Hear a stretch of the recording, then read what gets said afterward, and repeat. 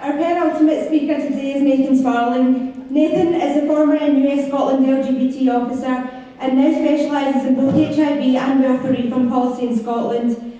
He played a leading role in the campaign for equal marriage in Scotland and protecting health services across the country. Please give a warm welcome to Nathan Sparling.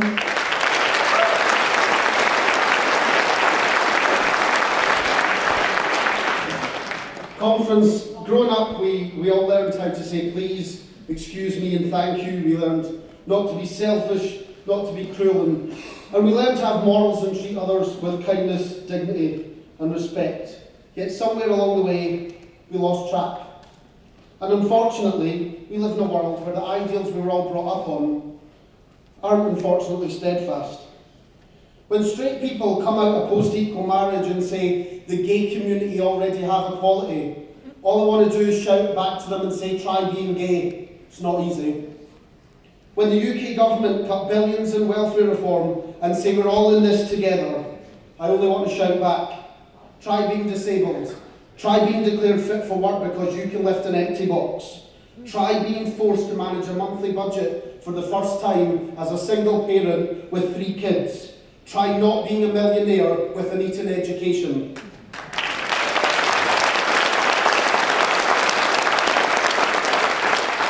I'm proud of having challenged homophobes and bigots who have campaigned against equal marriage. Leading thousands of students across Edinburgh was not only inspiring for me, but it was inspiring for the young people who have been forced to sit in sermons all over Scotland where the ministers and preachers have told young people it is wrong to want to marry the person they love. It was inspiring for them to see thousands of people of all ages, backgrounds, genders, marching through Edinburgh calling for equal marriage. Not in 5 years, not when the Catholic Church is ready, but now. Not for any other reason than that it's morally right. It's on that basis that the campaign was positive, it was visionary and it was strong. A success on all fronts. It garnered a committed support, not only from the Scottish Government, but from the Scottish people themselves. That's the campaign I want to see. Engaging, inspiring and built on the basis that independence for Scotland is right.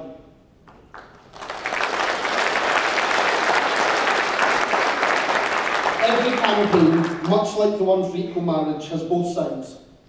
There's the side when progression and change are an alien concept, like a foreign object that's burrowed under the skin, simply an annoyance waiting to be removed, a splinter. On the other side, the spectrum that sees not gender, simply love. The debate for independence seems to be swinging the same way. The unionists, an annoyance, much like Joanne Lamont's call to the end of universal benefits, or the cuts deeper than Thatcher from Alistair Darling. But then there's us, a family that supports independence, willing to engage in difficult discussion and debate, but always asking and arguing for progression, change, and the right thing, the chance to decide for ourselves. Deciding to support equal marriage is as important to me as deciding to put a cross next to yes in 2014. It's simply because both are just about that, decisions. Decisions that should have a clear-cut and obvious outcome. They're about being able to decide for yourselves, for ourselves as citizens of Scotland. What is right for the people of Scotland and democracy is what is important here. It's about how a nation of equals can live in a country run by a government elected solely by the people of Scotland. But it must be made clear that a yes vote in 2014 doesn't return a specific party in government, nor does it set in stone policies or decisions. But Conference, I put my trust in the people of Scotland. I put my trust in an independent Scotland. I know that our friends, our families and our neighbours will elect a government that retains Scotland's progressive nature, that supports equal marriage, that supports immigration, that supports disabled people, single parents, and that supports us all. Scotland will become a home for whomever wants to call Scotland home.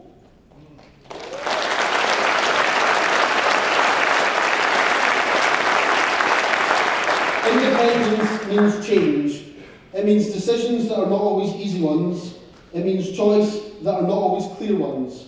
But above all, it makes us as citizens of this country united. That includes you and I.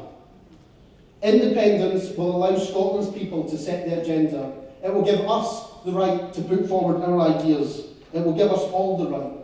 So for women, for children, for lesbians, for asylum seekers, for gay men, for immigrants, for bisexual men and women, for trans people, for single parents, for the disabled, for our friends and our family, the decision has never been more clear. Independence will give us the right to live as equals in this society. Thank you.